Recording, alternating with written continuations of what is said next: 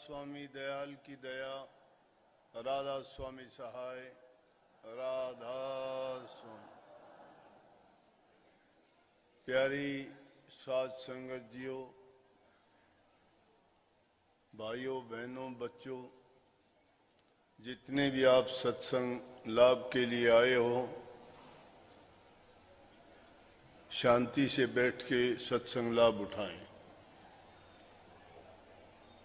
जैसा कि आपको पता ही है और पहले आपको सूचित भी कर दिया था आशी के सत्संग में कि अब 15-20 दिन के बाद हिसार का ही सत्संग होगा। लेकिन इसके बीच में बाहर का दौरा था, जहां अपने 4 आश्रम बने हुए हैं। पहला आश्रम लुलाबाड़ी नेपाल में है, दूसरा सिक्किम में पड़ता है जोरथांग में, तीसरा सिक्किम की राजधानी गंगटोक में और चौथा सिलीगुड़ी में। चारों आश्रमों में किसी में 1 दिन, किसी में 2 दिन, किसी में 3 दिन लगा के आप लोगों ने सत्संग YouTube पे लाइव देखे होंगे। 10 दिन रहे थे, 10 दिन लगातार सत्संग हुए और वहां की संगत भी अब तो काफी है, क्योंकि वहां इसलिए रोजाना सत्संग करना पड़ा कि वो इतनी दूर से हर सत्संग में नहीं पहुंच सकते, लाभ नहीं उठा सकते। कुछ लोग तो कुछ अपने सेहत के कारण, उम्र के कारण या कोई और मजबूरी के कारण नहीं आ सकते। हालांकि उनका मन बहुत चाहता है कि हम यहाँ आके इन आश्रमों को देखें, व्यवस्था को देखें, क्योंकि आज जो हम यहाँ भी बैठे हुए हैं, ये हर जगह सब लोग लाइव देखते हैं कितनी संगत बैठी है, कैसे शब्द वाणी होती है, किस प्रकार से प्रसाद वितरण होता है, किस तरह से आप लोग बैठ के सत्संग का लाभ उठाते हो, और देख के हैरान भी होते हैं। और हमें सुन के बड़ी खुशी भी होती है कि इस तरह का अनुशासन, इस तरह का प्यार और इस तरह की सेवा की जब प्रशंसा करते हैं तो हमें वो सबसे बड़ा पारितोषिक मिलता है, इनाम मिलता है। हमें खुशी होती है ये जान के कि हमने कुछ सीखा है। आज दुनिया में नहीं देखते, अशांति है, प्रेम नहीं है, दुनिया के पदार्थों के पीछे भाग दौड़ भी बहुत है। लोगों के पास सारी चीजें पर्याप्त मात्रा में हैं, खान पान की कमी नहीं, धन दौलत की कमी नहीं, वस्त्र घर मकान की कमी नहीं, लेकिन कमी है तो एक प्यार और शांति की। आज विश्व में शांति की जरूरत है, और वो शांति किसी से भी पूछ के देखोगे, वस्तुओं की कमी नहीं है, लेकिन कहते हैं कि मन अशांत रहता है। मन अशांति का कारण क्या है? मन अशांत इसलिए रहता है कि हमने उस अमीर रस की जो वर्णन किया कबीर साहब ने, दूसरे महापुरुषों ने, संतों ने, कि उसके लेने से आदमी अमर हो जाता है, और उसका नाम दिया हरि रस, नाम रस, अमल, निज नाम का बोल दिया, अमृत नाम, अमर नाम, अजर नाम। उस नाम को प्राप्त करने के आदमी जब उसकी कमाई करता है तो मन में शांति आ जाती है। लेकिन हम कहने से, देखा देखी से ये नहीं है कि उनको लाभ नहीं मिलता, मिलता है लाभ, लेकिन पूर्ण लाभ कब होगा? जब हम पूर्ण रूप से उस चीज को समझने का प्रयास करेंगे।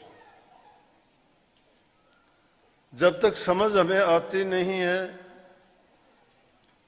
तब तक परेशानी दूर नहीं हो सकती। और उसके लिए शुरुआत कहां से होगी? घर से ही होगी, परिवार से होगी। घरों में जब आप सीखते हो,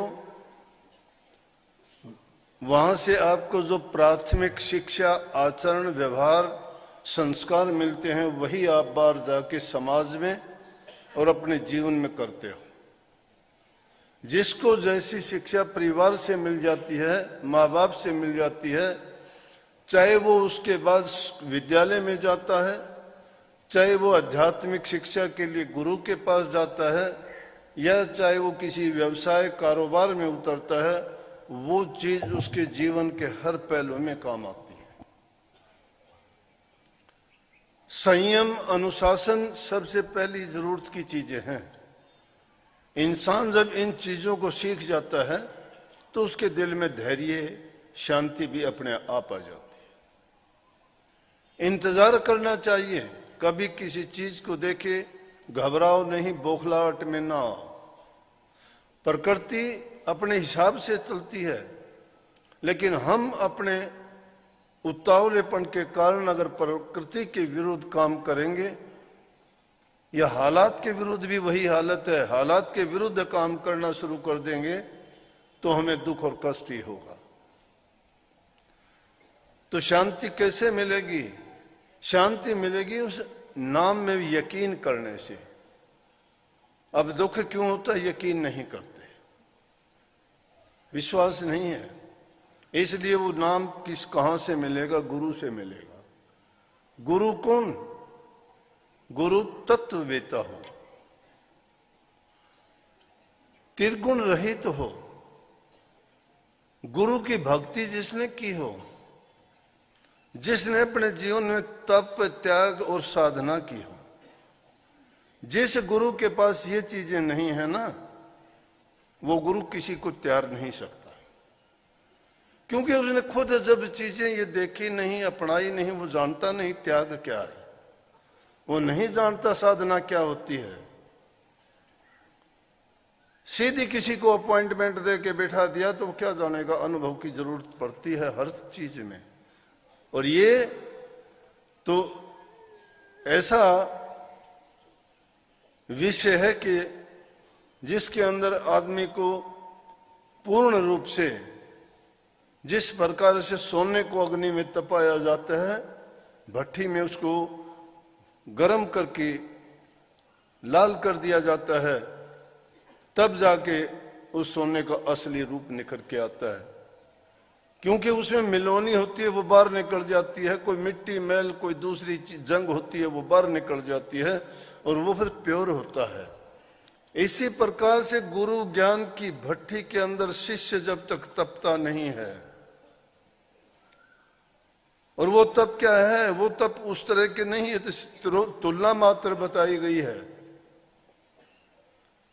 तपना यह है कि इस दुनिया में जहां हम आए हैं, काल और माया का पैरा है। काल अपना खेल खेलता है, चलते चलते जीवन ठीक ढंग से चलता है, कोई न कोई ऐसी विपत्ति, आपत्ति आके घेर लेती है कि इंसान सब कुछ भूल जाता है। ज्ञान, विवेक, विचार सब कुछ छोड़ देता है एक तरफ, सोच ही नहीं पाता क्या हुआ, क्यों हुआ। तो ये सीखी सिखाई बात नहीं है। उस समय में जरूरत पड़ती है आदमी की विवेक की, वहां गुरु का ज्ञान काम देता है। अब त्रिगुणात्मक संसार है, मैंने कह दिया कि त्रिगुण रही तो तत्ववेता हो।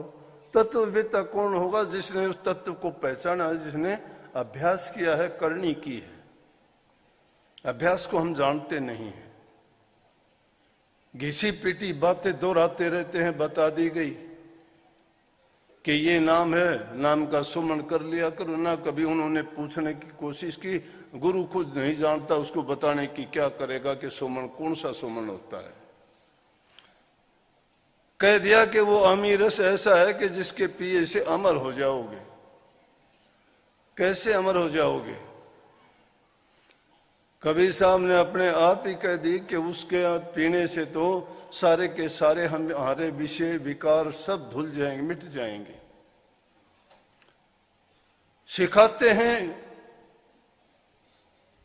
कि जब तक दाना मिट्टी में नहीं मिलता है तब तक वो पौधा बनने के लायक नहीं होता। मिट्टी में मिलता है वो, और हम मिट्टी में मिलना नहीं चाहते। मिट्टी में मिलना है कि अपने मान गुमान इच्छा आशा तृष्णा सब चीजों को तिलांजलि देनी पड़ेगी। इंसान को जीवन को स्वाद रहित, रस रहित, आनंद रहित बनाना पड़ेगा। और हम सुख के ही पीछे भागते हैं। सुख के पीछे भागोगे, उसके पीछे दुख लगा हुआ है। दुख घेरता ही चलेगा हमें। दुख को हमने बुला लिया है। जहां हमने चाह सुख की रखी वहां दुख हो गया। लेकिन महापुरुषों के पास जाओगे ना, महापुरुष अब सहज में आपको वो ज्ञान देंगे। वो ज्ञान कौन सा है? वो ज्ञान हमारे हित का, हमारे सुधार के लिए। और वो ज्ञान किससे? ज्ञानियों से नहीं मिलता इंसान को ज्ञान अगर लेना चाहो तो। अरस्तु के पास एक आदमी गया। अरस्तु बड़ा विद्वान आदमी था, बड़ा पढ़ा लिखा था, हर चीज को बहुत गहराई से सोचता था, आंकता था। एक आदमी जाके उससे कहने लगा, जी मैं आपके गुरु से मिलना चाहता हूं। वैसे अगर देखा जाए तो अरस्तु का गुरु प्लूटो था। वो और भी बहुत ज्यादा विद्वान था, हर प्रकार से ज्ञान विज्ञान में बड़ा निपुण था। खगोल विद्या, भगोल विद्या सब उसको थी, औषधि दवाई सब कुछ उनको पता था। तो अरस्तु ने उसको नहीं बताया, उस गुरु का नाम नहीं लिया कि मेरा प्लूटो गुरु है। लेकिन उससे कहने लगा, क्या बताऊं मेरा गुरु कौन है? कहने लगा, मेरा गुरु मूर्ख है। एक नहीं, दुनिया के जितने मूर्ख हैं सभी मेरे गुरु हैं। बोले कैसे? कि मैंने अपने जिंदगी में जिन मूर्खों को देखा, जिन मूर्खतापूर्ण कार्य करते देखे, तो मैंने उनसे समझ ली कि ये मूर्खता का कार्य मुझे नहीं करना चाहिए। सीख दी नहीं उसको किसी ने, सीख ली उसने। मूर्खों से सीखा उसने। ज्ञानी ज्ञान देता है, बांटता है ज्ञानी। उस ज्ञान को कोई स्वीकार नहीं करता। किस ज्ञान को स्वीकार करते हो? अनुभव को, ठोकर को। ठोकर लगती है ना, इंसान को पता लगता है दर्द हुआ, तकलीफ है, दर्द क्या होता है। अग्नि की तपिश का जब पता लगता है, अग्नि में जलते हैं। कहने से सब जानते हैं अग्नि जलाती है, लेकिन कभी जल के देखा क्या? वो अमीर रस भी इसी प्रकार से वो अग्नि है। उसको जब पीना चाहोगे, पियोगे, तब पता लगेगा महापुरुषों की शरण जीव को क्यों तैर देती है।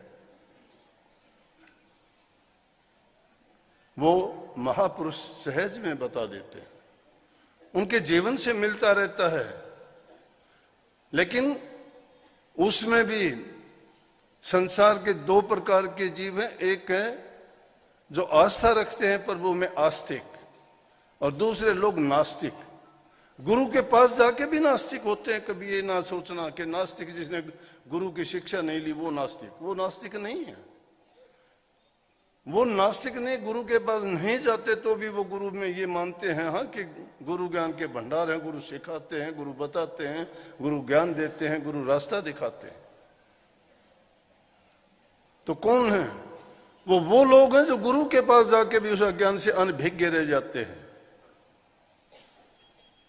बारिश बरसती और उसमें भी जो नहीं भीगता है वो उनके माफिक है। गुरु उस अमृत की बरसात करते हैं। उस बरसात में अगर शिष्य वो ज्ञान नहीं ले पाता तो चूक गया। इसलिए कबीर साहब कहते हैं, कबीर तांसो प्रीत कर, जाको ठाकुर राम, पंडित राजे भूपतिर आवे कोने काम, कि प्रीत उससे करो जिसका ठाकुर राम है, जो राम को मानते हैं, राम को पूजते हैं, जो आस्तिक हैं, जो प्रेमा भक्ति सिखाते हैं, जिनके पास गुरु भक्ति है, जिसके हृदय में दया है, प्रेम है, सहानुभूति है, धैर्य है, ज्ञान है, विवेक है, वो हैं, उनसे प्रीत करो आप। लेकिन हम प्रीत किससे करते हैं? दुनियादारों से। किस लिए करते हैं? सच्ची प्रीत नहीं है, झूठी है, उस स्वार्थ की प्रीत है, मतलब निकालने के लिए प्रीत है। चाहे वो आप आज के युग में गुरु के पास जाते हो तो भी मतलब की प्रीत है, तो भी मतलब के लिए जाते हैं गुरु के पास, मेरा ये काम हो जाएगा, मुझे ये मिल जाएगा, मेरा बच्चा नौकरी लग जाएगा, गुरु ये कर देगा, गुरु वो कर देगा। अरे गुरु जो करना चाहता है और गुरु जो कर सकता है, जो गुरु कर देता है वो नहीं करवाते कोई। लेकिन हम जो इसमें जिक्र आया कि 2 घोड़ों पर हमने सवार कोई नहीं देखा। 2 घोड़े कौन से हैं? कि एक पैर संसार के में रखा हुआ है, गुरु की ओर रखा हुआ है। गुरु को अगर पाना चाहते हो तो संसार की तरफ से उस दलदल से पैर निकालना ही पड़ेगा। एक पैर दलदल में फंसा रखा है, दूसरा उस घोड़े की तरफ धरना चाहते हो जो मंजिल की ओर जाना चाहता है। लेकिन दोनों साथ साथ नहीं चलते, दोनों विरोधी रास्ते हैं उनके। इसलिए अपने मन को एक तरफ लगाओ, भक्ति करो तो कुल नहीं, कुल बिन भक्ति ना हो। देखो ये कितनी कमाल की बात कबीर साहब ने कही कि भक्ति करोगे तो कुल नहीं है। कहने का मतलब कि जब तक भक्ति ही करना चाहते हो और उस तरफ से कुल के बने बैठे हो कि मैं ऊंचे खानदान से हूं, मैं उस वंश का हूं, मैं इतना धनवान हूं, मैं उस बड़े अमीर आदमी का बेटा हूं, यह है कुल। अब उस कुल को कैसे त्याग दोगे? नहीं त्यागने देते, दुनियादारी के लोग नहीं त्यागने देते। दूसरा आदमी कोई बन जाता है तो कहते हैं बहुत अच्छा है, लेकिन खुद का बच्चा अगर तुम्हारा जाना चाहता है तो कहते हो कि ना, भक्ति की ओर नहीं जाना, अपने गृहस्थ में ही फंसे रहो। वो नहीं चाहते कि न कहेंगे मेरा तो एक बच्चा है, वो अगर इस काम में लग गया तो मेरी तो दुनिया उजड़ गई। लेकिन ये दुनिया तो फिर भी उजड़नी है, ये कब एक आदमी ने बसाई है? ये तो बच्चा जाया, खुशी हुई, खूब बजाए थाल, आना जाना लग रहा है जो कीड़ी का नाड़। ये तो कीड़ी के नाड़ की तरह से आते हैं जाते हैं, आते हैं जाते हैं। खुशी होती है कोई पैदा होता है तो, हाँ लड़का हुआ है, बहुत खुशी है। लेकिन इस दुनियादारी में रह के हम यही तो सोचते हैं और करते भी क्या है। भक्ति मुश्किल नहीं है, संतों ने बड़ी दया की है इस युग में। ये देखो कितना सुगम रास्ता, हम सब के सब बैठे अपने इंतजार में हैं कि हाँ हम जब ये सत्संग रूपी रेल आएगी उसमें बैठ के जाएंगे, परले पार हो जाएंगे। नाम रूपी टिकट सबको मिली हुई है, लेकिन उसको लेके और कोई को निकल जाने देगा, एब्सेंट हो जाएगा, बाहर निकल जाएगा और ध्यान ही नहीं रखेगा कि कब आई रेल कब चली गई, तो पछताना ही पड़ेगा। यकीन रखा करो, धैर्य रखा करो। कुल किसी को त्यारता नहीं, लेकिन दूसरी ही मुड़ के कह दिया कि कुल बिन भक्ति नहीं हो। कुल का मतलब यह है कि जो इंसान अच्छे संस्कार वाला नहीं है, जिसको घर से अच्छी शिक्षा नहीं मिली है, बिना कुल, वो कुल होते हुए भी क्या कहूं कि कुलहीन ही है। ऐसे आदमी जो किसी के भी नहीं होते, वो गुरु के भक्ति के लायक क्या होंगे? उनको वचन गुरु का उनके लिए क्या काम करेगा? सुगम रास्ता है, बहुत सुगम है। और उसके लिए सीधी सी बात कि आदमी बुराइयां ना रखे अपने दिल में, पवित्र हृदय बन जाए, अच्छे काम करे, अपनी कमाई पर नियत रखे, सेवा और प्रेम करे, दिल में दया रखे। भक्ति का सबसे सुगम रास्ता है जिसका हृदय पवित्र है, उस पवित्र हृदय में ही प्रभु का वास है। लेकिन हमारे दिल की जो खटपट है वो खत्म नहीं होती है। बात बड़ी आसान सी लगती है कि भाई नाम लो, नाम से उद्धार हो जाएगा। निश्चित रूप से हो जाएगा। उसके पीने से अमर हो जाता है। उसको इसीलिए अमृत कहा गया है, अमर नाम कहा गया है, अजर नाम कहा गया है। और वो ऐसा है कि उसके ज्यों ज्यों उसका सेवन करते चले जाओगे, ज्यों ज्यों उसका अभ्यास करते चले जाओगे, तुम्हारी बुराइयां धीरे धीरे करके निकलती चली जाएंगी और उसकी जगह अच्छाई पीछे पीछे। उदाहरण दिया कि आगे आगे जैसे आग लग जाती है जंगल में, वो आग आगे आगे जलती चली जाती है तो कुछ दिन के बाद में उसके पीछे पीछे सारा जंगल हरा भरा भी हो जाता है। इसी प्रकार से जो विषय विकारों से हम भरे हुए हैं, उनमें जब तक अग्नि नहीं लगती है तब तक ये अमृत काम नहीं करेगा। लेकिन इस नाम का जो हम अभ्यास करेंगे, इसका सुमरण करेंगे, गुरु के बताए अनुसार ध्यान करेंगे, तो धीरे धीरे करके हमारे जो मन के विषय हैं वो खत्म हो जाएंगे। विषय एक नहीं है। इसीलिए स्वामी जी महाराज ने कई विषयन से जो रहे उदासा, परमार्थ की जामन आशा, धन संतान प्रीत न जाके और खोजत फिरत साध गुरु जाके। विषयन से जो रहे उदासा, विषय हैं हमारे। कौन से विषय? विषय विकार को ही ना मानिए। विषय जो भी हम भोग करते हैं वही विषय है। खान पान भी विषय है, बोलचाल भी विषय है, सोना उठना बैठना भी विषय है। जिस चीज का हम रस और आनंद में पड़ जाते हैं वो सब विषय भोग हैं। किसी को खाने का, किसी को नशे का, किसी को निंदा का, किसी को चुगली का। ये विषय है, ये विकार है, ये बुराइयां हैं, ये वो पाप कर्म है जो इंसान को डबोते हैं, गिरा देते हैं। लेकिन भक्ति के पथ पर चलते हो ना, तो इन बातों को सोच सोच के अपना स्वयं का निरीक्षण किया करो। सुगम रास्ता बताता हूं, अपना निरीक्षण किया करो कि मैं कितने गलत काम करता हूं, मैंने कितने पाप कर रखे हैं, क्या मैं उन पापों से साफ हो सकता हूं। जब आप ऐसा सोचोगे तो धीरे धीरे करके आपको आत्मग्लानि हो जाएगी। बताता हूं मैं, अगर कोई आपने भूतकाल में भी पाप किया, कितने मेरे पास आके कहते हैं मुझे माफ करो जी, मेरी गलतियों को क्षमा करो, मैंने बड़ी गलतियां की हैं। मैं भी गृहस्थी हूं आप जैसा, मैं जानता हूं क्या दुख है, मैं समझ जाता हूं क्या कहना चाहते हैं। मैं पूछता नहीं, मैं कहता हूं कोई बात नहीं, बेटी ताए बिसार देर आगे की सुध ले। जो इंसान ये स्वीकार कर लेता है कि मैंने ये गलतियां की हैं, मुझे माफ करो, वो तौबा करना चाहता है, वो पवित्र बनना चाहता है, वो उन विषय विकारों को छोड़ देना चाहता है। और इस प्रकार से जो अपने दिल के मैल को धो डालता है वो पवित्र है। उसने उस नाम की कमाई करनी है। और जो अपने विषय विकारों को भी दबाता रहता है, छिपाता रहता है, और उसको छिपा के भी बाहर से दिखावा अच्छे का करता है, सच्चे का करता है, पवित्रता का करता है, भक्ति की डींग मारता है, ये नहीं सोचता कि मेरे हृदय में कितना पाप भरा हुआ है। जब तक वो हृदय पवित्र नहीं है और ये अवगुण भरे पड़े हैं, तब मैं कहता हूं भक्ति के आप नजदीक भी नहीं हो।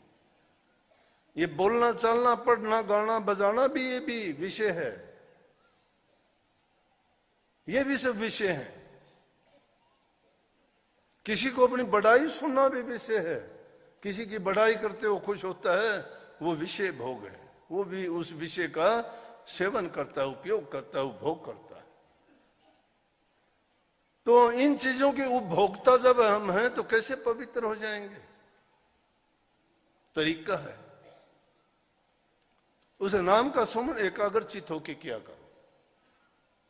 अभी एक छोटी लड़की थी, उसने नाम लिया होगा, छोटी होगी, नाम लेने लायक तो थी वो, आके रोने लगी कि मैं जब नाम का सुमरण करती हूँ पता नहीं मेरे तो सुमरण की तरफ से मन हट जाता है और ही कुछ बात आती है। जब ऐसी बात होती है, कितनी बहुत अच्छी बात है, जब आप सुमरण पे, वो अकेली नहीं, आपको भी सबको यही होती है, हमें भी होती है। जब सुमरण पे बैठते हैं ध्यान करने के लिए तो और ही चीज आनी शुरू हो जाती है दिमाग में, क्योंकि शैतान बैठा हुआ है दरवाजे पर। वो शैतान अपनी शैतानी दिखाता है, मन को घुमा देता है, विचलित करता है हमें, हमारी आदतें जो बनी हुई हैं उस रास्ते पे फिर ले जाता है। तो वैसे में क्या है कि बार बार उस तरफ से ध्यान को हटाते चले जाओ, बार बार भुला दो उसको। और मैं एक छोटा सा नुक्ता बताया करता हूं कि ध्यान अगर करना चाहते हो सच्चा ध्यान, तो वो अगर तुम्हें 2 सेकंड 5 सेकंड के लिए भी जो इंसान कर लेगा, तो मैं कहता हूं कि बार बार उसको याद करेगा और वो जिंदगी में वो अभ्यास करना सीख जाएगा कि जब भी कभी आप अभ्यास के लिए ध्यान के लिए बैठते हो, एकदम निश्चिंत होके, सब चीजों का त्याग करके, अपने आसपास को नहीं अपने आप को भी भूल जाना। ये ना सोचना कि मैं क्यों बैठा हूं, हम तो सोच के बैठते हैं कि ओहो ये टाइम हो गया, थोड़ी देर तो मैं बैठ लूं। थोड़ी देर क्या बैठ लेगा, टाइम की गिनती करने के लिए बैठना तो अभी बैठे हुए हैं, हम सभी बैठे हुए हैं, सबका ध्यान लगा हुआ है। मेरी तरफ ध्यान है, मैं क्या बोलता हूं, क्या देखते हो मेरी तरफ, ये ध्यान ही तो है। वैसे भी दुनियादारी की सब चीजों का ध्यान करते हो, ये है ध्यान। जब तुम ध्यान और अभ्यास में बैठते हो तो दूसरी चीज की ओर ध्यान नहीं होना चाहिए। लेकिन कईयों का मन तो अब भी भागता है, यहां से बैठे बैठे भी घूमता है। कोई काम छोड़ के आए हो, वहां बैठा हुआ मन तुम्हारा, क्यों मैं यहां सत्संग में बैठे हूं, वहां पता नहीं क्या होगा। लेकिन फैसला कर लेते हो कोई नहीं, अब तो आगे तो आगे, अब जो होगा वो देखा जाएगा। इसलिए वो कोई भी करके छोड़ दिया करो सारी चीज को, कि अरे छोड़ इनको, ये चीजों को, ये कुछ नहीं है। जब उनको तुम इस तरह से पीठ दिखा दोगे ना, तो ध्यान करने में कोई आपको ज्यादा कष्ट नहीं उठाना पड़ेगा, दुख नहीं उठाना पड़ेगा। 3 चीज शास्त्रों ने जो कही है ना, बहुत, उन चीजों में सारी चीज आ जाती है कि भाई तन से सेवा करो, धन है तुम्हारे पास दान पुण्य करो, नेक काम करो, मन है तो इससे प्रभु के नाम का सुमरण करो, अभ्यास करो, ध्यान करो। संत और नई चीज क्या बताते हैं, अरे उनके पास तो कोई दूसरी चीज ही नहीं है, उन्होंने जिसने अपनी जिंदगी में काम यही संभाला है उसी का ध्यान करते हैं, उनको चीजों की जरूरत ही नहीं है। किसी चीज के पीछे अगर मन को लगा दोगे, इसकी इच्छाएं पूरी कभी नहीं होती हैं। ये तो तृष्णाओं का और वासनाओं का गुलाम है। वासना जब बन जाती है ना, तो उनके पीछे भागता ही रहता है, कभी भरती नहीं है। आदत पड़ने के बाद उसको चाहे उससे कोई वो नहीं। एक आदमी को किसी को धन इकट्ठा करने की जरूरत पड़ गई, कभी विचार किया करो, जब किसी के इनकम टैक्स के इनके छापे पड़ते हैं ना, तो उनके घरों से कितने कितने नोट निकलते हैं, टीवी में देखे होंगे ना। बताओ उन नोटों का क्या करके खाते हैं, ना उनकी सब्जी बनती, ना रोटी बनती, ना कोई और चीज बनती, उनको ठूस ठूस के क्यों रखते हैं? वो काम नहीं आए ना, काम आए उसको दुख देने का। उनको दुख देने का काम आया कि नहीं, उनको जेल हुई, सजा हुई, बदनामी हुई, किसने करवाई? किसने करवाई? धन ने करवाई। जिस धन के लिए भागे फिरते हो, चोरी करते हो, झूठ बोलते हो, पाप कर्म करते हो, गलत रास्ते से उसका संचय करते हो, और वो फिर तुम्हें क्या सुख देता है? दुख दिया उसने। उनसे बच जाओगे, चोर ले जाएगा तो भी दुख, कि हाय मन तो जोड़े थे, चोर ले गया। अगर चोर का हाथ नहीं लगा तो बीमारी रोग ऐसी लग जाएगी, डॉक्टर ले जाएंगे सारा। मरे हुए के भी सांस नहीं आते तो भी आपको वो लगा के और लेटा देंगे बिस्तर पर, 5-10 दिन में भी रख लेंगे, क्योंकि वो पैसे पूरे होने हैं। इसलिए वो गलत तरीके से कमा के देखो हमने गलत आदत बनाई, चोरी उसने सिखाई, झूठ उसने सिखाई, कपट उसने दिल में भर दिया, पाप से दबा दिया हमें, लेकिन समझ नहीं आई हमें। फिर भी छूटते ही फिर वही काम शुरू कर दिया, और फिर कहते हैं बोला पानी की खेती तो मारोड़ी पानी से ही सुधरेगी, फिर वही काम, गलत तरीके है, फिर वही गलत तरीका अपनाना। नहीं, संत कहते हैं अब तो सोच समझ के न चाल, गलती में भैया बनी सो बनी। जो गलती में हो गई उसको भूल जाओ, अब सोच समझ के चलो। वो वक्त हमारे पास है सोचने का, समझने का। इंसान का चोला मिला है, अपनी तुलना करके देखो। दुनिया के 84 लाख के जीव जंतु पशु पक्षी जितने भी हैं, हम सबसे उत्तम हैं, इंसानों में भी सबसे उत्तम है। हमारे ही भाई बंधु देखो, कई बेचारे अंधे हैं, कोई लुल्ले हैं, कोई लंगड़े हैं, कोई गोरा है, कोई काला है, लेकिन सही तो वो है जो गुरु के रंग में रंगा गया। ये रूप हुसन धन दौलत कोई नहीं देखता, प्रभु हृदय का प्यार देखता है, पवित्रता देखता है, शुद्धता देखता है। और वो शुद्धता ना तीर्थों में मिलेगी, ना व्रतों में मिलेगी, ना आरती उतारने में मिलेगी, ना धूप दीप बत्ती जलाने में मिलेगी। वो आपको मिलेगी नाम की भक्ति करने से। नाम की भक्ति की जुगती सतगुरु से मिलती है, और सतगुरु उसका बखान बड़े सहज में करते हैं उसको। इसीलिए हमारे राजा सोममत में स्वामी जी महाराज ने कही ना कि उसको 8 वर्ष का बच्चा भी 60 वर्ष का बूढ़ा भी आराम से उसको अपना सकता है, कर सकता है। कभी ना सोचो कि मेरे से नहीं हो सकता, हर इंसान वो काम कर सकता है। सुखी होना चाहते हो, अपने सोच से, अपने विचार से और अपने कर्मों से दुखी होते हो। अगर सुखी होना चाहते हो तो अपने कर्म विचार और अपना कर्तव्य पूर्ण रूप से ठीक ढंग से निभाओगे, आप खुद ही सुखी हो जाओगे। सुख कहीं बाहर से नहीं आता, सुख दुख सब हमारे अंतर से पैदा होते हैं, हमारे विचार से पैदा होते हैं। विचार से हमारा कर्म बनता है, कर्म हम अपने इंद्रियों के द्वारा, कर्मेंद्रियों के द्वारा और ज्ञानेंद्रियों से करते हैं।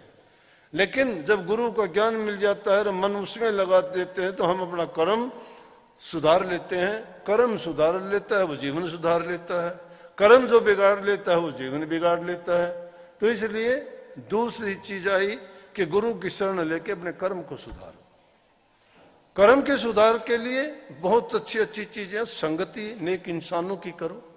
दुष्ट आदमियों की संगति कर लोगे, तुम्हारा कराया कराया 2 मिनट में नाश कर देंगे। क्यों?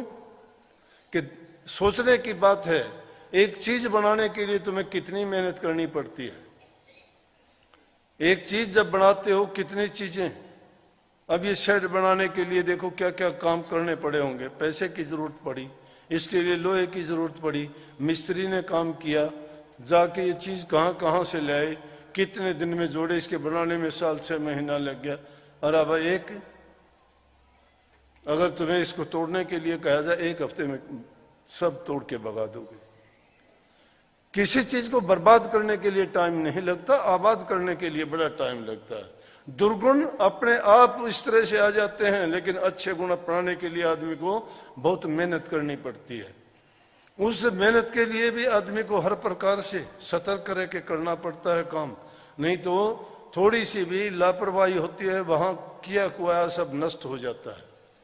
संतों की शरण में जाके सारा अपना आप जो भी है वो गुरु के ऊपर छोड़ दो। गुरु के ऊपर छोड़ देने का ये मतलब नहीं कि रोटी भी छोड़ दी कि गुरु खिलाओगा तो खाऊंगा, नहीं। गुरु के ऊपर छोड़ने का मतलब है कि जो भी कोई कार्य करते हो उसमें गुरु की आज्ञा तलाश करो। गुरु ने जो ज्ञान दिया है उसमें कोई हमारे लिए ऐसी बात तो नहीं बताई कि गुरु के बताए हुए काम के विरुद्ध हम काम करते हैं या वो निषेध कर्म करते हैं जिसको गुरु ने कहा है कि ऐसा ना करो। अगर ऐसा कर्म करते हैं तो इसका मतलब हमने गुरु की बात नहीं मानी। क्यों कही? अपना मन जब तक गुरु के मन के अधीन नहीं करोगे तब तक तो ये दुख यूं ही भोगने पड़ेंगे। तब तक ना कोई भजन बनेगा, न सुमन बनेगा, ना कोई अभ्यास बनेगा। गुरु की शरण में जब गए हो तो अपना तन मन धन हर प्रकार से गुरु के समर्पित हो जाओ।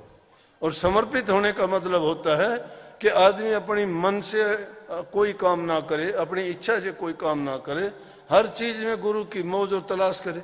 अब कई बार देखा जाता है सत्संगी गलत तो काम कर देते और कहते गुरु की मौज है। भाई गुरु की मौज कहाँ हुई? दोस्ती, ये मौज तेरी है, तू करता खुद है, नाम गुरु का लगाता है, गुरु कहता है कि गलत कर कोई। बोला ना, गुरु की मौज है ये। गुरु की मौज अगर होती तो गुरु तुझे स्पष्ट कहता। या कई आके कहते हैं कि जी सपने में आप आए थे और आपने कई टकराते हैं से, आपने मुझे ये कार वो कहा। मैं बोला मैं ये बैठा, मैंने तो कहा नहीं। सुपनालन कहा तो मान ले उसका कौन था, मैं था भी नहीं। ये बात है, ये बहानेबाजी क्यों लगाते हो? साक्षात जो तुम्हारे सामने बैठा है और वो तुम्हें बात बताता है, उसको तो इग्नोर करते हो, उसकी ओर तो ध्यान ही नहीं करते। उससे तो खुद ही आप चतुर बन जाते हो कि मैं बहुत बुद्धिमान हूं, इसको कहां पता है, ये तो यूं ही बस कह देता है। लेकिन असली बात तो मैं जानता हूं ना। यहां जब आता है तो जीव में अहंकार आ जाता है। अहंकार इंसान को गिरा देता है। क्यों गिरा देता है? वो भी एक वासना है, वो भी एक विषय है, वो एक विकार है। विकार रहित तो होगे ना, उसके लिए आपको अपनी जांच करनी पड़ेगी। इसलिए नाम का जब सुमरण करते चले जाओगे तो उससे जब जो जो अपने हृदय के दर्पण पर लगी हुई धूल उतरती चली जाएगी तो उसमें सच्चाई आपको स्पष्ट नजर आने लगेगी। और जब जो धीरे धीरे अभ्यास करना शुरू कर देगा, मैं कहता हूं उसके पाप कर्म भी अपने आप ढीले पड़ जाएंगे। जिसने ऐसा करता है उसके जब ये कर्म ढीले जब पड़ने शुरू हो जाते हैं तो सोच लो कि अभ्यासी है। जो अभ्यासी होगा उसको अपने आप ज्ञान भी हो जाता है। ये मामूली चीजें हैं। तुम सपने की बात जिसको बताते हो, जिनको सिद्धि शक्तियां कहते हो, ये कोई कुछ भी चीज नहीं है। ये तो इतनी सहज चीज है, तुम देख के हैरान होते, बाजीगर का खेल है ये तो कुछ ही दिन में आ जाएगा। तुम्हें जिस चीज की सिद्धि करोगे वो सिद्धि तुम में आ जाएगी। बता दूंगा तरीका मैं। दूसरे के मन को भी पढ़ लोगे कि क्या चाहता है, क्या करना चाहता है, ये कैसा इंसान, जान लोगे, सहज बात है। लेकिन अपने बारे में जानने का प्रयास पहले करो। जो इंसान अपने आप को टटोल लेता है, अपने आप को जान लेता है ना, वो खुदा को जान लेता है। जो अपने आप को नहीं जाना, खुदा को क्या खाक जानेगा। चंद दिन का जीना है, जीवन बहुत छोटा है। ये मत सोचो, कोई भरोसा नहीं है इस जीवन का। लेकिन जब तक हैं हम, जब तक सांस तब तक आस। और सीधी बात यह है कि परमात्मा को पाने में कोई कठिन बात भी नहीं है। दुनियादारी की तरफ से मन को हटा के एकदम प्रभु की तरफ मन को जोड़ दीजिए। सारी व्याधि, सब बीमारी, सब तकलीफ, सब परेशानियां सब दूर हो जाएंगी। क्यों? वो परेशानियां हमने अपना रखी हैं, उनसे हम खुद चिपटे हुए हैं। उन्होंने हमें नहीं पकड़ा है, हमने अपने आप लगाई है। वो बंधन पे बंधन लगा लिए हमने। सोचते हैं हम ही करता धरता हरता हम हैं, हमने ये मकान बनाना है, हमने बच्चों की शादी करनी है। अरे सब के सब धरे रह जाते, तुम चले जाते हो, बच्चे की शादी नहीं हो, मकान भी नहीं बना, तुम्हारा वो काम भी नहीं हुआ, जो जो सोचे सब छोड़ के क्यों चले गए? तो अपनी चेती होत नहीं, प्रभु चेती तत्काल बलि चाहो, आकाश खोर पर भी उठायो पता। हमारी चेती नहीं होती, जो मालिक चेतता है वो होती है। तो मालिक से यारी कर लो ना, उसी से यारी कर लो, हमें कुछ करने की जरूरत ही नहीं पड़ेगी। और वो उस यारी का माध्यम है नाम। इसलिए नाम भक्ति पर जोर दिया करता हूं मैं कि नाम भक्ति करो। और नाम भक्ति कहां से मिलेगी? गुरु भक्ति से। और गुरु भक्ति कब मिलेगी? जब वे गुरु की शरण दृढ़ करके पकड़ोगे। जब तक गुरु की शरण में दृढ़ नहीं हो, तुम्हारे हृदय में प्रेम, प्रीत और प्रतीति नहीं है। जब तक ये तीन चीज नहीं है तब तक भक्ति के लायक नहीं हो। प्रेम, प्रीत और प्रतीत। प्रेम पक्का, प्रीति और प्रतीत विश्वास। छिंचड़ उतर वो तो प्रेम ना, वो प्रेम नहीं है। एक छिन में प्रेम चढ़ जाए, एक में। जब तुम भक्ति के रास्ते पर चलोगे नाचने लगोगे तुम तो। तुम्हारा हृदय में तुम्हारे प्रकाश जब हो जाएगा, खुशियां आ जाएंगी बाहर भी। क्यों कहते कि मेरा नाच बांध घुंघरू नाची? अरे जब अंदर में तुम्हारा मन नाचेगा, तुम्हारी रूह नाचेगी, तो शरीर भी नाच शुरू कर देगा। अकेली वो नहीं नाचती। जब मीरा ने उस हरि रस को, उस आनंद को जब अंदर में प्राप्त किया, जब रूह उसकी ऊपर गई, वो आनंदित हो गई सब विषय से अलग होके, और वो खुशी मिली, तो उसकी रूह ने नाचना शुरू कर दिया। इस अंधे घर में प्रकाश हो गया, रोशनी हो गई, खुशियां हो गई। और जब अंदर से नाचती है तो घुंघरू बांध के बाहर भी नाचने लगी। लोक लाज दुनिया की सब भूल गई। किस लिए भूल गई? उनसे कोई लगाव ही नहीं था। किससे शर्म, किसकी लाज? कौन हंसता है उस पर, कौन मजाक उड़ाता है? जिनको मानता ही नहीं वो उसका मजाक करो, हंसी करो। उसे मानना है, उसको खुश करने के लिए। वो खुश है, वो उसके हृदय में है, वो उसके सिवाय है नहीं।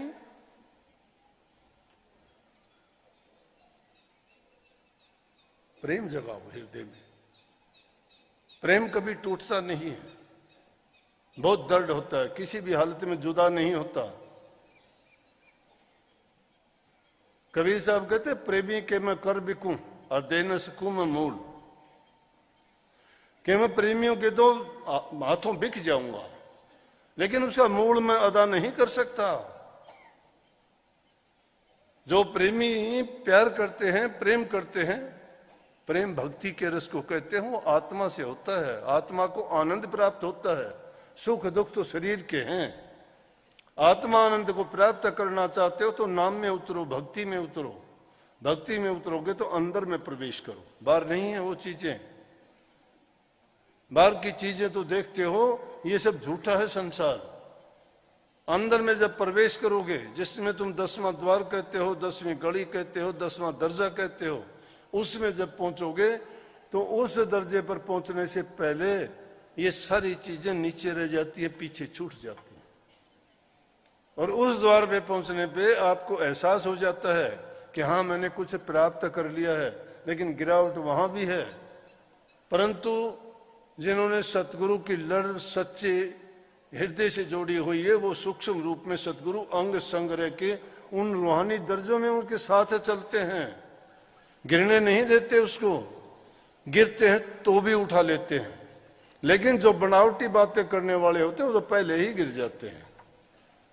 वो तो आते कोई मान बढ़ाई के लिए आता है, कोई इज्जत के लिए आता है, कोई धन के लिए आता है, कोई संतान के लिए आता है, कोई रोग बीमारी इलाज के लिए आता है। तो ये सारी क्या सारी चाह संसार की चाह है ये। और संसारी चाहों के लिए जो गुरु के पास जाता है तो वो समझो कि भक्ति कहां से प्राप्त करेगा। उसकी तो ये दौड़ ही नहीं है। वो चाहता है उन चीजों के लिए, वो मिली तो वो बड़ा खुश है, उसके लिए सारी चीजें अच्छी हैं। फिर तो अल्लाह, खुदा, गुरु, नाम सब कुछ अच्छे और सच्चे हैं। और जब उसकी इच्छा पूर्ति नहीं होती है तो देख लिया, कोई गुरु नहीं, कोई धर्म नहीं, कोई कर्म नहीं, कोई परमात्मा नहीं। संसारी चाह रख के जो लोग आते हैं, लेकिन ऐसे जो चाह रखने के लिए जाते हैं उनको परमात्मा देता भी नहीं है। क्यों? उनको पता है कि ये कपट के साथ आता है। परमात्मा अपनी तरफ से तो पूरी कोशिश करता है कि मैं कपटी को भी नहीं बिछड़ने दूं, उनको भी मैं सही रास्ते पे लगाऊं। लेकिन जो अति लालची होते हैं, स्वार्थी होते हैं, और जो आदमी कहीं के भी नहीं होते, वो नहीं लग सकते उस रास्ते पे। कही है कि जो कोई भक्ति करे कपट से, वा को भी अपनाऊं, श्याम दाम दंड भेद से सीधे मार्ग लाऊं, नकल से तो असल बन। कि अगर कोई नकली भी होके अगर भक्ति करना चाहता है तो भी मैं उसको असली बना के रास्ते पे ले आऊं। अब ये कपट की भक्ति थी, इसीलिए तो गिरावट हो जाती है। जो सच्चे बन के, ये गुरु अगर सच्चे होते और ये भोले जीव उनके पीछे लगते हैं, उनको कहां से देते? जिन्होंने करनी की उन्होंने तो बड़ा बहुत से जीवों को त्याग दिया। और जो निकम्मे थे वो खुद तो डूबे, औरों को भी ले डूबे। औरों को क्यों ले डूबे? कि उनको तो कहते रहे कि मैं तेरा ये करूंगा वो करूंगा, करेगा कहां से? वो तो खुद ही दिवाला निकाले हुए है, उसके पास वो तो खुद ही कर्जदार है, वो कर्जदार है इस काल का, वो काल का कर्जदार खुद है, तो दूसरे को क्या मालूम माल कर देगा। गुरु के पास तो भक्ति का खजाना भरा होता है, वो जिसको चाहे उसको दे दें। एक दृष्टि में वो तो सींख से तीर बना दें, अरंड से चंदन बना दें, तिल से ताड़ बना दें, राई से पर्वत बना लें, वो दो काग से हंस बना दें। क्यों गाते हो कि गुरु मेहर करे तो कागों से हंस बना दे। गुरु अकेला मेहर करे कि मेहर के काबिल शिष्य हो जाए तो बना देगा। शिष्य अगर होना चाहता है तो बना देगा, उसमें कोई शक नहीं है। लेकिन गुरु तो उसके पीछे भागता है, मैं इसको हंस बनाऊं, काग उडारी ले लेके भागता है। वो विषय विकारों की चोंच मारता है, जाके ठूंग मारता है। अरे भक्तों की तो अजीब निराली बात है। शेख फरीद को बता दिया किसी ने कि परमात्मा से मिलना चाहता है, बोले हाँ, इसीलिए तो मैंने 36 वर्ष बर्बाद कर दिए जंगलों में घूम के। मेरी माँ ने मेरे से बहुत कठोर तप करवाया, मैं भूखा प्यासा रहा, मैंने कोई खान पान किसी चीज का आनंद रस भोग नहीं लिया। मैं पाना चाहता हूं उस परमात्मा को, देखना चाहता हूं कि जिसने इतनी सुंदर रचना की है, कितनी प्रकार के जीव जंतु सृष्टि रची है, मैं उसको पाना चाहता हूं, देखना चाहता हूं कैसा है। किसी मूर्ख ने मजाक कर दिया, बोला कि ऐसे थोड़ा मिलेगा, पाना चाहता है तो पैर बांध ले और कुएं में उल्टा लटक जा, मिल जाएगा। पैर बांध ले उल्टा मिट जाएगा। उसने मजाक किया है, वो सत्य मानता है, क्योंकि उसका हृदय शुद्ध और पवित्र है। तो उसका बिगाड़ दिया कुछ? जब उसने पैर बांध दिया, कोवे ठोंग मारते हैं, उसको चांच मारते हैं, दर्द होता है, उस दर्द को बर्दाश्त करता है। हम थोड़ा बहुत दर्द बर्दाश्त कर लेंगे क्या? इतनी सुगम भक्ति मिलेगी किसी को? इसीलिए कई गाया भी है उसमें, कुवे बीच फरीद ने एक मीठी बोली भाषा, तुम कागा चुन चुन खा लियो मेरे हाडा पर का मासा, दो नेत्र मत ना फोड़िए मन हरि मिलन की आशा, जिन करी तपस्या घोर है जो होया आश्रय हर के। होया आश्रय हर के, कठोर तपस्या की है जिसने, उसने की मजाक किया, पैर बांध के कुएं में उल्टा ही लटक गया। ये ले भाई, काग आते हैं, चोंच मारते हैं, कहता है कि अरे काग शरीर को खा ले, कोई बात नहीं है, आंख ना फोड़ देना मेरी। इन आंखों में मेरा एक सपना है, मैं उस मालिक को देखना चाहता हूं, उसके दर्शन करना चाहता हूं, खाली शरीर से मुझे कोई मतलब नहीं। अरे हम तो शरीर को पोसते हैं, नहाते धोते हो, श्रृंगार करते हो, खाते पीते हो, देखते हो ये ना हो जाए वो ना हो जाए, छोटी सी बात, लेकिन कभी अपने हृदय को भी सजाने का प्रयास करते हो क्या? हृदय सजाया जाएगा प्रभु के नाम से, उस विश्वास से, उस यकीन से। गुरु तुम्हें बार बार कहता है, उसने तो एक मूर्ख के कहने से वो काम कर दिया। फरीद ने तो एक मूर्ख के ताना मारने से, उसके साथ मजाक करने से सत्यता की ओर चल दिया कि हाँ मैं देखूंगा।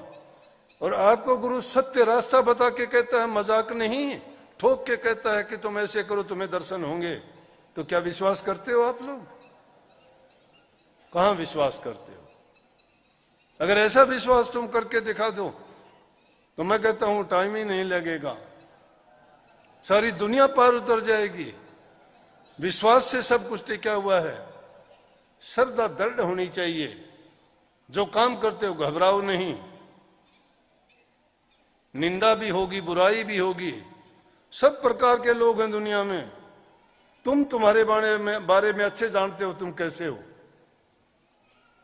हस्ती चढ़िए ज्ञान कर सहज गलिता डार, स्वान रूप संसार भूखण दे झकमार। तुम अगर अच्छे और सच्चे हो तो ये भक्ति हाथी की सवारी है। भौंकने वाले कुत्ते की तरह होते हैं, भौंकते हैं वो।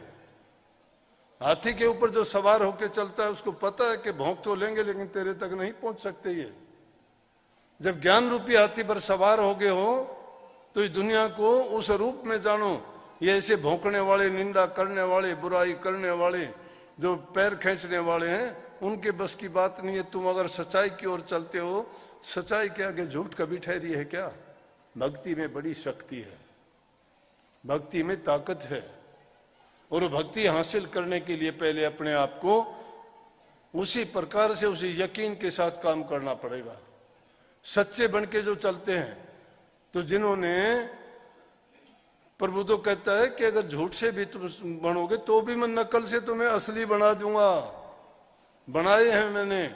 ये विषय लंबा ना चले इसलिए मैं किसी कहानी की ओर ना जाके बस थोड़े में ये बात बताना चाहता हूं कि डिगो नहीं, एकदम पक्के बन के रहो। जिंदगी में ऐसी चीजें जब सही रास्ते पे चलोगे विचलित करने के लिए, तुम्हारे घर वाले ही विचलित कर देंगे, बता दूं आपको। अपना अपना स्वार्थ लेके, लालच लेके चिपे हुए घर वाले कौन है, कौन साथी है बताओ? कोई साथ जाएगा? शमशान घाट तक साथ जाएंगे तमाशगीर की तरह से, 2 दिन आंसू बहाएंगे। मैं हो, कोई भी हो, कितना महान कितना बड़ा हो, 10 दिन के बाद कोई नहीं पूछता कौन था। कौन पूछेगा? तुम्हारे कर्म पूछेंगे। किसको पूछेंगे? तुम्हें पूछेंगे। इसलिए अपना कर्म बनाओ। दूसरों के लिए ये तुम जो पाप कमाते हो उसको छोड़िए। जिनको तुम अपना मानते हो ना, वक्त आने पे वो बता देंगे आपकी औकात के कौन तुम्हारा है कौन तुम्हारा नहीं है। सब साथ छोड़ जाते हैं।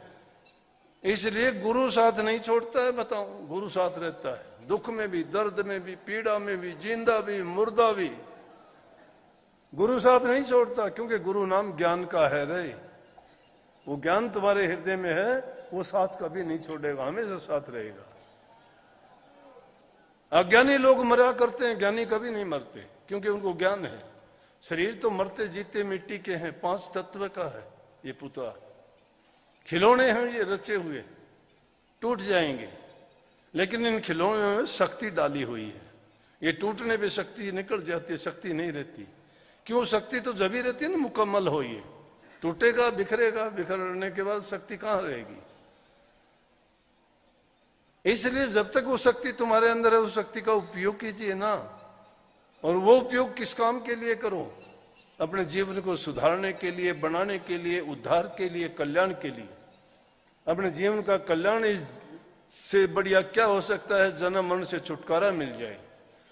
सबसे बड़ी रोग और व्याधि जो इस जीव को लगी हुई है, इस दुनिया में बार बार आना और जाना है। उस आने जाने के फेर से बचने के लिए संतों की शरण में जाके उनकी आज्ञा का पालन करते हुए उन पर पूर्ण यकीन और विश्वास करो। और वो जो बताते हैं उनकी बताने का भी यह है कि सर्वप्रथम इंसान अपने आप सदाचारी बनो, चरित्रवान बनो, ऊंचे ख्यालात और विचार रखो, किसी का बुरा ना करो। क्योंकि अगर बुरा करते हो तुम, फिर चाहे तुम लाख अच्छा भक्ति करते होगे वो खत्म हो जाएगी। जिस प्रकार से एक छोटी सी खट्टी चीज पूरे दूध के, वो जो बर्तन होता है पूरे दूध को बर्बाद कर देती है, थोड़ा सा विष पूरे अमृत को भी विषाक्त कर देता है। इसी प्रकार से मंद विचार अगर हृदय में आते हैं तो भक्ति जो हमने थोड़ी बहुत कमाई वो खत्म हो जाती है, वो नहीं रहती। भक्ति बहुत ही ऐसी नाजुक चीज है, थोड़ी सी ठेस लगते ही टूट जाएगी। इसीलिए तो लोग क्यों डिग जाते हैं? अरे कोई भी मूर्ख आके कह देगा, कोई भी उल्टी सीधी बात कह देगा जिसका कोई मतलब नहीं, लेना नहीं देना नहीं, क्या का क्या बक देगा। और जो बेचारा सच्चे दिल से लगा हुआ था वो सोचेगा कि बात है तो नहीं, एक ख्याल दे दिया। वो ये नहीं सोचता कि गुरु तो रात दिन तुझे अच्छी बताता है, वो तो तू कभी सोचता नहीं। अरे इस मूर्ख ने छोटी सी बात बता दी, उसको लेके तू जो है संदेह करने लग गया, तेरा विश्वास डगमगाएगा, श्रद्धा खत्म होगी तेरी। कहां गया तेरा प्यार, कहां गई तेरी भक्ति? ये नहीं सोचता। अपने आप को भी हम नहीं समझा पाते हैं, वो समझ भी दूसरे को ही दे दी। दूसरा अकल मारता है हमारी, हम नहीं मारते। हम तो अपने आप को समझा भी नहीं पाते। अपने आप को समझाया करो ना। कोई अगर कहता है उस बात को कभी दिमाग में सोचा भी करो कि ये क्या बोलता है। तुम्हारा हितैषी कोई नहीं है, कभी सोचते हो तुम्हारे हित की बात कोई करने के लिए आएगा? जो आएगा तुम्हारे गिराने की बात करेगा, क्योंकि उसको अपना मतलब निकालना है। इसलिए तुम्हारा प्यारा है, नहीं वो प्यारा नहीं है। इसलिए तुम्हारा मित्र है, इसलिए रिश्तेदार है, इसलिए भाई बंधु है। परंतु हमारा कर्तव्य बनता है, और इसी प्रकार से सब लोग व्यवहार करने लग जाएं तो पूरे विश्व में शांति कायम हो सकती है, सब भाईचारा हो सकता है। किसी इंसान को छोटा बड़ा ना मानो, कोई जाति पाति का जहर ना घोलो, कोई धर्म के विषय में छोटा बड़ा ना मानो, किसी गुरु को नीचा ऊंचा ना समझो, माता पिता को परमात्मा के तुल्य समझ के उनकी सेवा करो, बूढ़े बुजुर्ग का उनके वचन की पालना करो, घरों में रहते हुए प्यार शांति रखो, सबके साथ अच्छा बर्ताव करो, व्यवहार करो। जो तुम कर सकते हो किसी जरूरतमंद की, जो भी तन से मन से धन से सेवा कर सकते हो सेवा करो। ये सच्ची भक्ति की शुरुआत है। जो इन चीजों में ये परहित के कार्य करता है उसके समान कोई धर्म नहीं है। जो इन चीजों का पालन करता है वो सच्चा भक्त है, गुरु भक्त है, और उसकी मुक्ति निश्चित है और उसका जीवन सुखों से भरा हुआ है। ये गुरु महाराज से अर्ज है मेरी आप सबके लिए कि हमें सद्बुद्धि दे, हमारे हृदय में प्यार भर दे और हमें भक्ति के मार्ग पर चलाए और बुराइयों से बचा के इस सच्चे रास्ते पे से विचलित ना होने दे, और कदम कदम पर सद्गुरु अंग संग हमारे साथ रहे। यही हमारी आरजू प्रार्थना और विनय है। सबको बहुत बहुत आशीर्वाद, बहुत बहुत राधा।